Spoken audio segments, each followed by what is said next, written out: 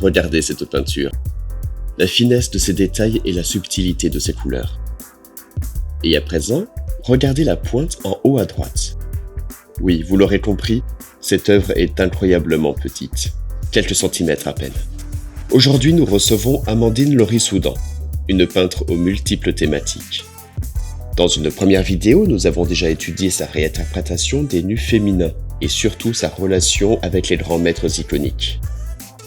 Dans cette seconde partie, nous changeons d'échelle pour plonger dans un monde miniature. Un monde fantastique et paradoxalement très immersif. Intéressant, n'est-ce pas? Alors soyez toutes et tous les bienvenus sur Poplab.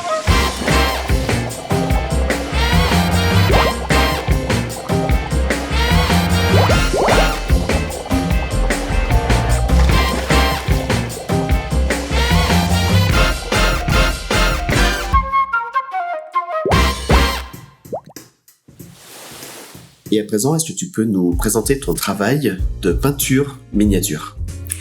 Alors la peinture miniature, j'en ai fait grâce à une amie qui elle travaillait déjà dans le milieu horloger et il y a eu l'occasion lors d'une très grosse commande, elle avait besoin d'aide, donc j'ai fait un peu de sous-traitance pour elle à ce moment-là et c'est comme ça que j'ai fait mes premiers pas en peinture miniature. Donc, c'est-à-dire que tu peins le cadran à l'intérieur d'une montre, ce qu'il y a derrière les aiguilles. C'est bien ça. D'accord. On reçoit le cadran. Alors en général, les maisons horlogères, elles créent leur design. Il y a vraiment un travail d'interprétation des designs et de créer en miniature une façon de peindre qui est très différente en grand ou en miniature. Et voilà, il faut que la miniature fonctionne, il faut quand même qu'on sente la profondeur et voilà, il faut vraiment travailler tout ça. Ce sont des pièces uniques du coup? Alors ça peut être des petites séries, ça reste toujours en série limitée, mais ça m'est arrivé de faire une pièce pour un particulier. Après on peut considérer que chaque pièce est unique puisqu'à chaque fois on va refaire nos couleurs, donc il va y avoir des nuances, il va y avoir au niveau du dessin aussi, même si on a quand même une base pour être parfaitement calé. Puis à chaque fois qu'on peint, le trait, la peinture, le toucher du pinceau est très différent, donc voilà, on peut considérer aussi que chaque pièce, même si on va faire 12 pièces, chaque pièce va rester unique. Tu travailles beaucoup avec des horlogers suisses, je suppose?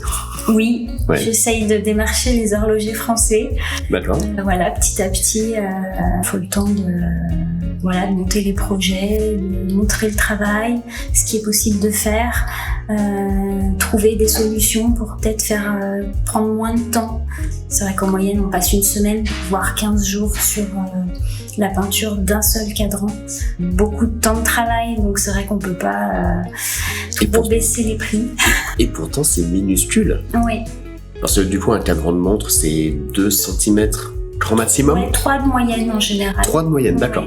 On travaille à la loupe binoculaire et le zoom fait x20, x10. On peut passer toute une journée à peindre 3 mm² de cadran. Il y a un travail étape par étape de plusieurs couches, de plusieurs rendus, selon les couleurs aussi. On en revient aux couleurs, mais les jaunes et les rouges sont transparents. Donc si on veut faire un dégradé par exemple, ça va demander 3 couches de dégradé pour avoir quelque chose de fini, de lisse et d'impeccable. Et tu ne travailles pas qu'avec des montres? Non, je fais des pièces pour moi après, des miniatures. Alors au début, c'était pour présenter aux maisons horlogères, pour montrer mon travail, avoir des pièces format taille réelle, on va dire, pour des cadrans. Je m'amuse à faire des pièces sur de la nacre, de la pierre. J'ai utilisé du béton à bijoux aussi, que j'avais découvert lors d'un atelier. Je me suis amusée à couler ce bijou à béton dans des petites boîtes de maquillage. C'était format cadran montre, format miniature, et du coup je me suis amusée à les peindre. Plaisir de découvrir d'autres supports, et chose que peut-être des maisons horlogères feraient pas. Là on avait fait faire quelques travaux à la maison, j'ai récupéré des galets, des petits bouts de pierre, des petits bouts de béton pour m'amuser à les peindre. On a changé un parquet, j'ai récupéré le parquet. Voilà, on fait de la récup et puis on verra ce que les projets vont donner dessus. Et pour tes peintures miniatures, donc tu as tout un travail qui est de l'ordre de la commande pour créer des objets qui vont être du coup destinés au marché, grand public. Mais est-ce que tu penses que c'est quelque chose qui pourrait arriver dans une galerie d'art, en tant qu'objet d'art? Oui, je cherche à faire ça en fait, effectivement depuis mes premières pièces en fait qui étaient à part des cadrans. Et oui, je cherche la solution. Je pense que ça a sa place. Voilà, faut juste trouver le bon support et la belle façon de pouvoir présenter et mettre en valeur les pièces, puis qu'elles puissent être vues sans problème. Alors peut-être avec une installation de loupe, de lumière lampe, de lumière loupe. Voilà, trouver une idée. Mais oui, je réfléchis à ça parce que je prends vraiment beaucoup de plaisir à faire les miniatures, aussi bien sur nacre que sur pierre. Voilà, quand je commande, alors c'est des pierres semi-précieuses, mais c'est vraiment plaisant. C'est un support qui est vraiment plaisant à peindre. Les bijoux à béton, c'est un rendu qui a rien à voir. Pareil, il y a un grain, donc on peut pas être aussi fin, aussi lisse, et du coup autant dans le contrôle du trait. Et voilà, on est obligé de lâcher des choses. Et puis ça donne d'autres rendus aussi. Donc ouais, j'aimerais bien trouver une solution pour pouvoir les présenter correctement en galerie. Tu as déjà visité le musée de la miniature de Lyon? Oui. Évidemment, en général, dans les films, quand on arrive dans un monde tout petit, il y a un côté un peu magique, parce que du coup, on redécouvre le monde d'un nouveau point de vue. Et quand tu regardes des petits mondes, il y a quelque chose d'assez paradoxal qui se crée, c'est que c'est presque très immersif. Parce que tu as une part d'actif en tant que spectateur, tu te projettes vraiment dans ce tout petit univers par rapport à une toile qui est là où tu vas la regarder, tu vas regarder à un peu de distance. Là, tu vas rentrer dedans. Du coup, tu penses que le fait de rajouter des loupes ou autre, c'est quelque chose qui va pouvoir justement jouer sur cette immersion-là? Oui, je pense, parce qu'on peut avoir des détails, surtout en peinture, qui seront nécessaires pour vraiment apprécier après. Alors voilà, à l'œil nu, c'est très beau, mais effectivement, on peut aller un petit peu plus loin avec les loupes. Mais effectivement, la miniature, c'est très très immersif. Et quand je peins en miniature, je suis plus là. On a l'impression que le temps s'arrête. On est plongé dans le binoculaire et on est vraiment complètement dans notre bulle. Et oui, c'est ce que j'avais ressenti aussi en regardant en visitant le musée de la miniature et en regardant les miniatures. Et je trouve qu'on prend même plus de temps à observer les choses. On rentre dans un hôtel, les gens ils rentrent dans l'hôtel. Moi, j'ai tendance à regarder partout, voir est-ce qu'il y a de la peinture, est-ce qu'il y a des moulures, est-ce que le lustre, qu'est-ce que c'est. Et effectivement, dans ces miniatures-là, on prend vraiment le temps de tout observer, comment c'est fait, quelles astuces les gens ont trouvées pour faire ces miniatures. La miniature, c'est quelque chose qui est très lié au cinéma, avec les décors qu'on ne peut pas toujours faire en réel, qu'on va les faire en tout petit. Tu as déjà, toi, eu envie de travailler justement sur des maquettes, par exemple?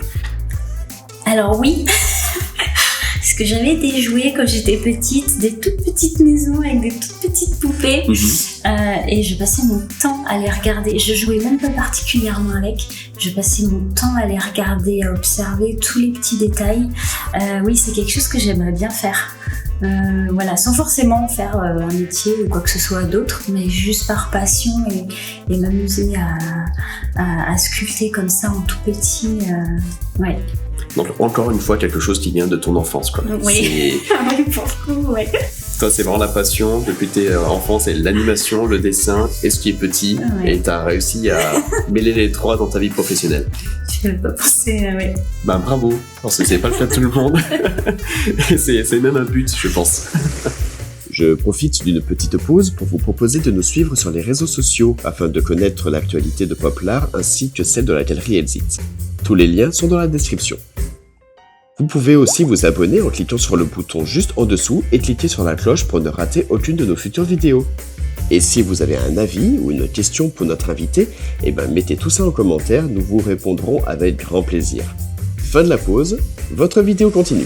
Je suis venue repeindre, si on voit un peu en transparence, on peut voir un peu ces effets de drapé derrière. Donc là, j'ai même travaillé au verso. D'accord. En fait, par transparence, j'ai travaillé le rideau du fond de la toile et par-dessus la baigneuse. Donc celle-ci, pour le coup, c'est pas une miniature que tu poses sur un support avec éventuellement une loupe à côté. Là, il faut tout un système pour qu'on puisse, sans la manipuler, voir également derrière. Oui. Et pour une miniature comme ça, il y a combien de temps de travail du coup ? Ça, c'est une semaine, à peu près une trentaine d'heures D'accord. de travail.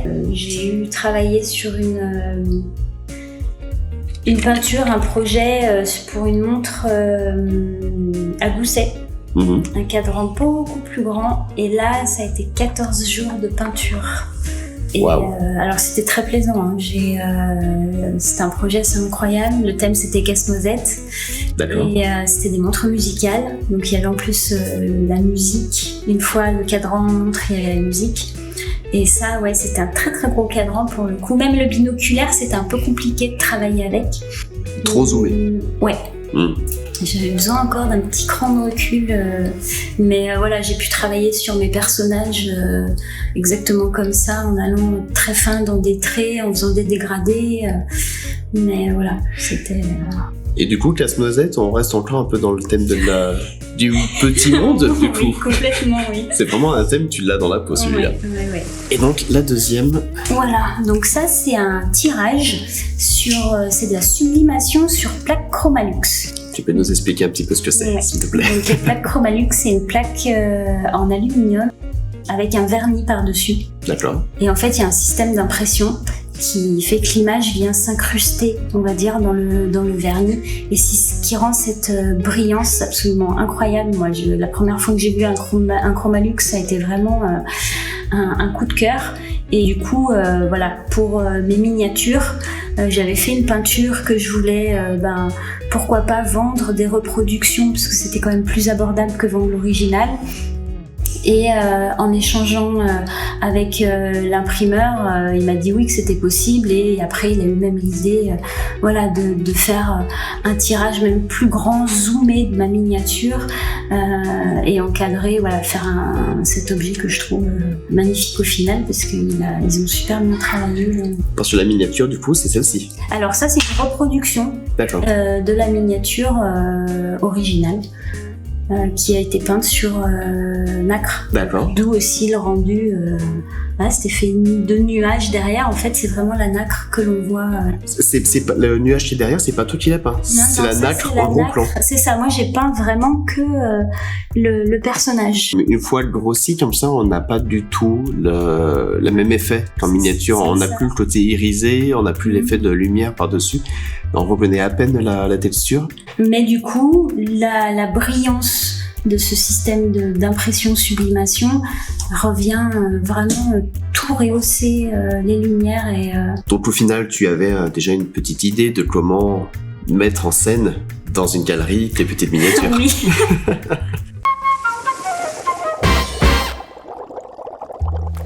On enchaîne avec le deuxième thème, du coup. Oui. Donc le thème qui, encore une fois, est en lien avec ton travail, donc le thème de la miniature. Et là, si je te dis un cirque contre une sauterelle borgne. C'est Mille et une pattes. Mille et une pattes, exactement. Tu l'as vu il y a pas très longtemps. Il y a pas très longtemps, ouais. D'accord. Et son concurrent de chez, je ne sais plus, oui, Fourmise, de je sais plus trop quel. C'était DreamWorks, mais. Il me semblait que c'était DreamWorks, mais. Très très longtemps. Ouais. Je me souviens pas trop, c'est dire, je l'avais en VHS. Oui, oui. Donc voilà. Donc tu as deviné le premier, maintenant le deuxième indice. Donc toujours sur le thème de la miniature. Un enfant seul en Amérique.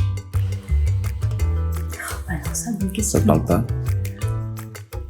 De mémoire, c'est Don Bluth qui a fait l'animation. Et à la production, on a Spielberg. J'ai forcément vu, hein. Un enfant immigré qui arrive en Amérique.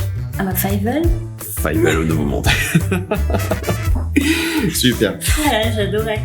Celui-là, je trouve fascinant parce que pour le coup, le côté miniature, c'est pas juste qu'il y a un nouveau monde qui fait le lien en plus de ça avec le nouveau monde, le nouveau continent qui est immense avec plein de choses à découvrir, donc à l'échelle d'une souris, donc c'est évidemment extrêmement grand, mais je trouve que le côté miniature rend encore plus frustrant tous les moments où il s'éloigne de ses parents. Oui. Parce qu'ils se croisent très souvent, mais dès qu'ils s'éloignent un tout petit peu, on se dit ça y est, c'est perdu. Alors qu'en fait, ils sont l'un à côté de l'autre, mais vu qu'ils sont petits, là, ça joue vraiment la mise en scène dans ce film. Tu l'avais vu à l'époque, celui-là ? Alors moi, je connaissais Fievel au Far West. Oui, donc le 2. Voilà, parce que on avait la VHS chez mes grands-parents. Donc celui-là, pour le coup, je l'ai regardé en boucle. Et j'ai découvert plus tard le Fievel et le Nouveau Monde quand j'ai trouvé un coffret DVD avec les films. D'accord. Voilà. Mais c'est toujours un plaisir de les regarder. Ah oui. Donc pour le prochain film, cette fois, c'est un vrai film live, ce n'est pas un film d'animation. Et l'indice, c'est La fourmi géante la plus loyale.